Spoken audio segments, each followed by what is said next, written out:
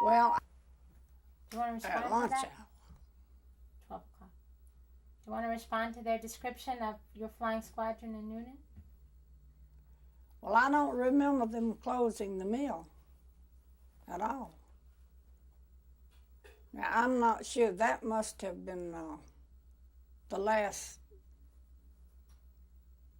squadron that was there, because I did go one time to Newman. We didn't have any problems. Now, some of the people didn't like it that we were there, but they were people who were not working in there. They had people working in the mill. And I guess they were just concerned that we might, do some damage or something, but that was not what we were there for in the first place. We just tried to get the people to come out on the strike. And we were not there to force anybody.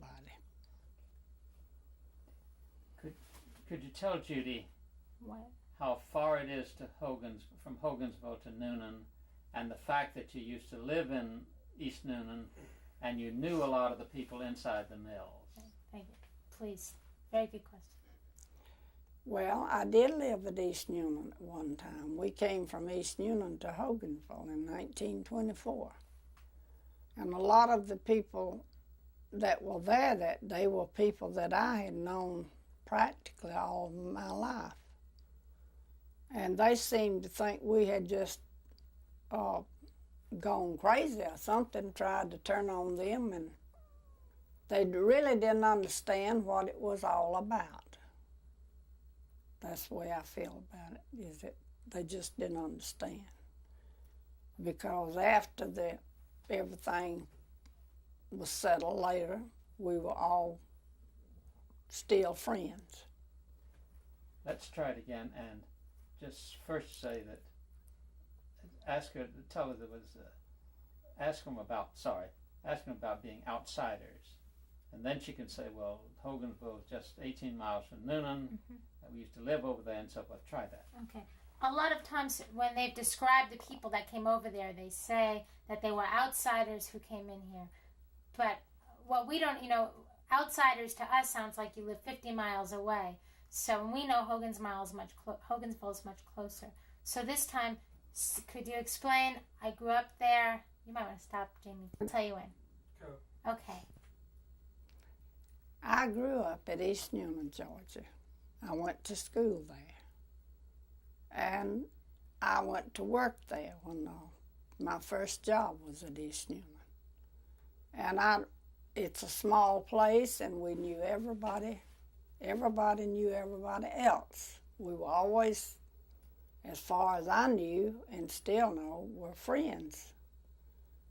But when we went back up there on the flying squadron, they seemed to think that we had just turned our backs on them, and we just wanted to bring trouble and chaos into their lives, which was the furthest thing from our minds. And that is the only trip, I believe, that I ever made to Newnan. But now I have been back, but not on a trip like that, because Newnan is not that far away. It's only 18 miles from Hogansville. Now, a lot of people... Well, I don't know where to start. Well, start with, we weren't outsiders. Let's start maybe. with, it's only 18 Yeah, miles. thank you. From Hogansville to Noonan, it's 18 miles. Start from there and then talk about how that doesn't make you an outsider or a Yankee. Well, it's only 18 miles from Hogansville to East Newnan, or vice versa. And since I was brought up there, I certainly didn't feel like an outsider. And I don't know why I should have been accused of being an outsider, because I was really one of them. But they just got the wrong idea about it. They thought we were there to force them out of the mill. When all we ever wanted was to just to get them to organize and come out with the rest of us, because it would have been good for them and for us and everybody concerned, except the higher-ups, who really wanted us to keep working like we were working for peanuts. Great. Pretend Well, you're back on that truck. Tell us how old you are, too. I can't even imagine being on the back of a truck now. How am I going to pretend I'm still on it? No, well, back then it was nothing to climb up on a truck and ride 50 miles. But now I don't even know where I am. Now, start, Okay. how old you were at the time. Well, okay, I'm 82 now. That was in 34. How old was I? About 18? No, I was older than 18. I was probably 20.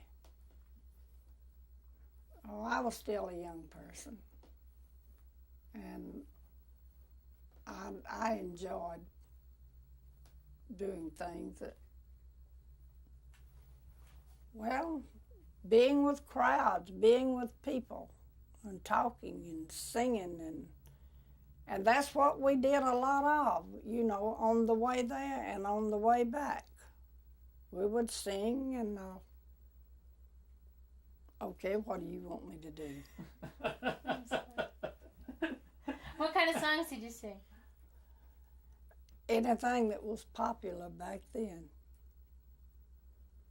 Because I loved music, and I used to like to sing.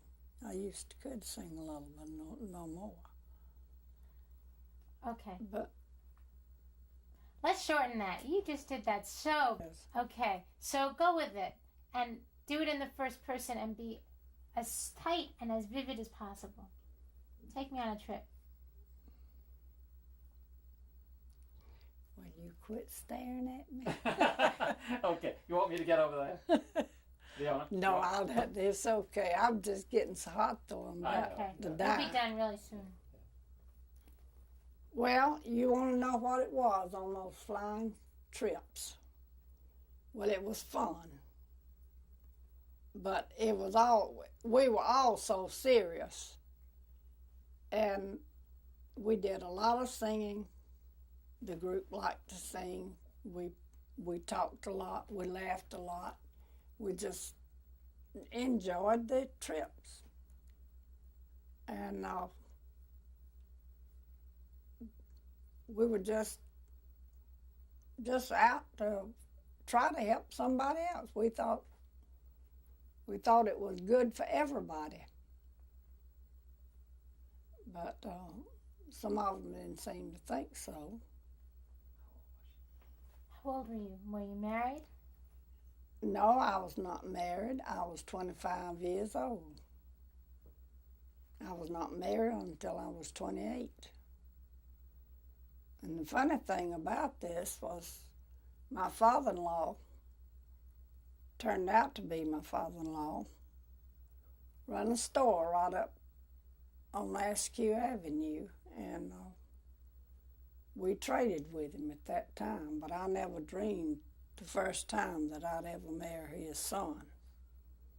But you don't ever know what's going to take place in the future.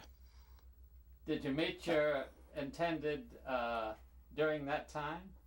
Now, I had known him since I'd moved to Hogansville. They were in store business when we moved to Hogansville. And we traded groceries, you know. They took orders. I don't know if you ever heard of that or not, but they took orders and delivered groceries to you. And on the weekend, you went up and paid your grocery bill. And I knew Boots when he was just you might say a little boy because he grew up some after I moved to Hogansville. Well, now, you particularly, and I think your father and family were also not just in union business, but you were in the church, you were in the community. Could you describe your family in terms of the whole community and all the things that you did, and tell it to Jamie? Well, we were, our family believed in going to church. Our mother and father had always taught us. And we went to church. We went to other social events. And I always had something to do on a committee of some kind in the church.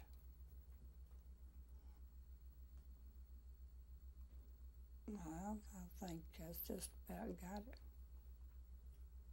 Okay. Why was your husband's nickname Boots? Well, I wondered that when I, got used to the name of Boots. His father had been in the grocery business for years in LaGrange, Georgia. They moved here in 23. We moved here in 24. And men would come in. Boots hung around the store. His name was Robert. But he hung around the store down there because, his mother died when he was 3 years old. And anybody come in and drink a Coca-Cola or something, they'd always, you don't remember it, but back I remember when people used to say Boots on so-and-so. That means leave a little bit in the bottle for me. And Boots he called Boots on everybody that came in there and bought a drink. So they got to calling him Boots, and he just grew up with it. And some people never knew his name except, they knew his initial was R.E.L. Parham, but they didn't know what his real name was. Now, you worked in the mill most of your life, I believe. You wanted to, I would think so. Just explain that. When did you go back in the mills? After I married, I worked 8 months, I think. And we were expecting our first child when I came out of the mill. So I wanted to go back because I missed having my money. Wasn't that much, but I missed it anyway. And so I went back and got a job, worked 8 months, and I got without anybody to look after my child. And I asked Mr. Wells. I called him and asked him if it'd be all right for me to train somebody to watch my child because I couldn't leave him with just anybody. And he said, no, he needed me now, and if I couldn't come in just to draw my pay. So Boots said, you go down there tomorrow and draw your pay. And I never went back to work anymore after that. When you and Etta Mae and your father continued in the union after the strike was over, what did you do? We know that you went to testify for Homer Welch and all this. Could you talk about what you did afterward? Now, I didn't have to go to court. Etta Mae went to court, but I didn't. Well, everything was just normal after that. We went back to work, and we didn't have any hard feelings with the bosses. But we did get a raise in pay, and we got an 8-hour-a-day work week. Did you ever get anything like blacklisted, or did they? No, sir. Okay. Now, I want you to tell Judy about that after the strike was over, we went back in the mills and nothing was ever said by the supervisors about it, if that was true. Okay, tell Judy. Well, we went back to work after the strike was over, and nothing was ever said about it. They accepted us back, and our record was never broken. So Etta May had a 40-year record down there before she came out of the mill. And actually she worked, I think about 48. She worked a long time in the mill. Now, how do you feel about the fact that tell us about your son. You had this long time in the Etta May. Your family had a long time in the mills. Tell Judy what's happened to your son. I have two sons. So tell me, what happened to Roger and the other one? What happened to Roger? Start with I have two sons and tell us what they do. Well, I have two sons. And could you start that again? You touching your microphone, dear. She's done that several times. Yeah. Okay, start one more time. I have two sons. I have two sons, and they're both in textile. I never wanted any of them to go into textile. Not because I thought they were too good, but I wanted something better for them than I had when I was growing up and working. But they both done real well. My oldest son is president of Columbus Mills. He's also an officer with the company. He has stock in the company. And he's educated his son and his daughter. My daughter is working my grandson is working at the White House now, but he is coming home and going back to college. My granddaughter is still working at the White House. And Roger has been working with Milliken. I can't remember the year, but he went to Vietnam. He helped his father in the store till he went in service. And then he spent a year in Vietnam, and he came home and went to work for Milliken. And he's had several promotions since he's been with Milliken, and I think he's doing real well. They have one daughter, Amy. And of course, they waited 11 years for that child, and she's had just about anything she's wanted that money could buy. Is Roger in management? Mm-hmm. You didn't know yeah, that. So can you go back and say Roger works in I have two sons. I never wanted to go into textiles, but they both went into textiles, and they're both of them in management and one of them's president of the mills, and they got stock. Let's start. I had two sons, and then just tell us about that. Just the sons, real tight. Okay. But look at me, okay? I had two sons, or we had two sons. You still do. They're alive, right? Hmm? We have two sons, right? I said, we have two sons. And I didn't want either one of them to go into textile because I never told them that they shouldn't do it. After they grew up, they made their own choices, but I said I just didn't want them to have to work like I had worked when I was younger. And they both went into textile. My oldest son is with Columbus Mills. He's president of Columbus Mills, and he's an officer with the company. He has two children, and they're both finished college. And my other son, Roger, went in service. And after he came out of service, he went to work for Milliken. And I think he's done real well because he's had several promotions since he's been with them. And they have one daughter, and she's had just about anything any child in her circumstances could have. But she's still a sweet person, just lovable as she can be. Okay. Okay. I think we're. Okay. But I had two daughters too. Can you stop, Jamie? Well, I got halfway home. I left the key. Okay. I come back after. What? Could Yes, you?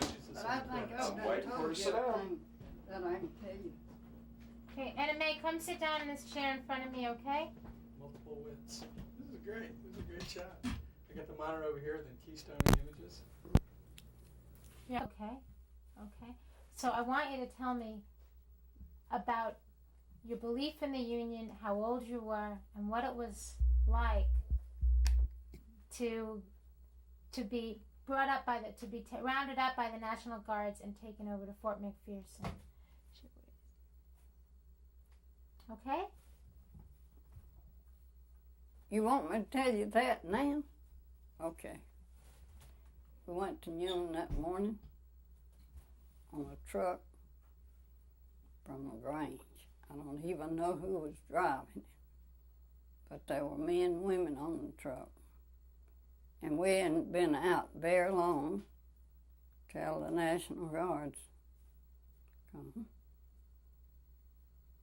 And there's a little boy come got me by the arm, told me, wanted me to go down there and get on that truck. I said, for what? He said, well, I don't know.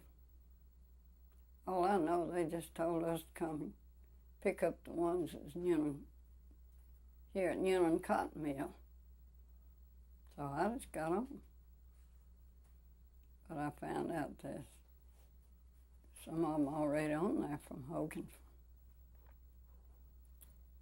If I'm not mistaken, there was one or two women from LaGrange, and the rest of them was boys and men. And one of the boys on there had lived at East Newland. But he told me when they stopped down here at the mill, I bet you don't know who I am, but I know who you are. I said, you're Travis Whitman. He said, yeah, that's right. So we're just going to try to get them to come out under the sticks. But they didn't. They wouldn't. I don't think we ever lined up for them to come out till the guards come. We had no idea where we were going, and those boys on the truck didn't know either. But the man driving the truck did know. And when we got turned off, we passed Fort McClellan. Or was it Fort McClellan? No, it's Fort McPherson. We passed there. Just say we passed Fort McPherson. We went on up above.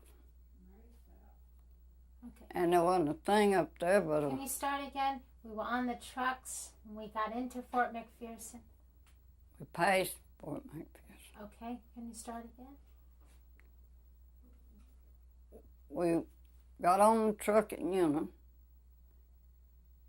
and the boy next to me said he didn't know where we were going. But we passed Fort McPherson, drove on up the hill a piece, and they turned off to a road where the soldiers had a barn, a car barn. There was 2 trucks and a car. But we had to stand around there till they got them emptied. Someone wanted to know, well, where are we going to sleep?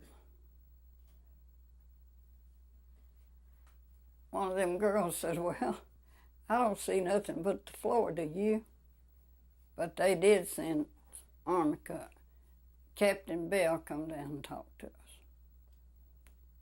And he told us it's because we was trying to make them people come out of the mill. But we knowed it. He said, I know y'all hadn't had nothing to eat, so I'm going to send and get you a sandwich. And then there was a reporter come over there. He wanted to know the whole story. We just told him we wasn't going to tell him anything because they didn't print it like it was told to them. They didn't.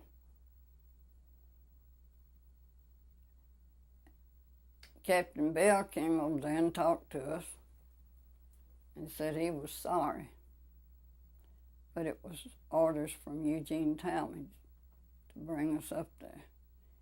He had no idea how long we was going to stay, but if we behaved ourselves, we would not be mistreated. They brought us a sandwich about 8 o'clock. I hadn't eaten anything since the night before. But I wasn't that hungry either. But they did send cots out and army blankets. Each one of us had a cot to sleep on. But the men, I think Papa had a cot. But some of the men slept on the ground with army blankets. We were there 1 week. So that's it. That's the story. And May, were you doing anything wrong? I mean, can you tell me? We went up there to get them to come out of the mill and organize. But they didn't. They wouldn't. They thought we was up there to bowl them with them sticks, I guess, but we wasn't going to hit nobody. But we wasn't up there very long till the guards come, put us on that truck.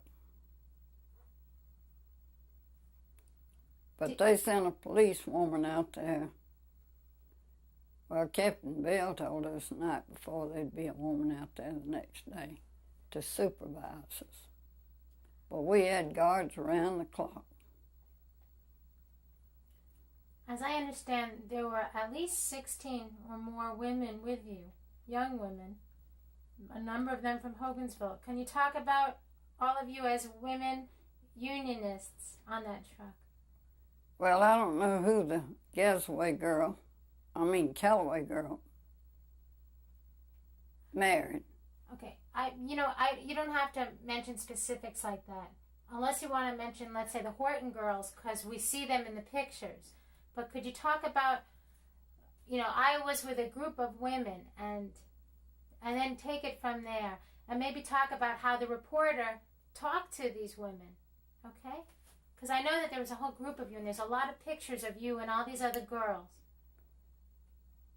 Well, I know there's Maud Granger, Minnie Carroll, and 3 of the Horton girls, me, and the Galloway girl from Hogan.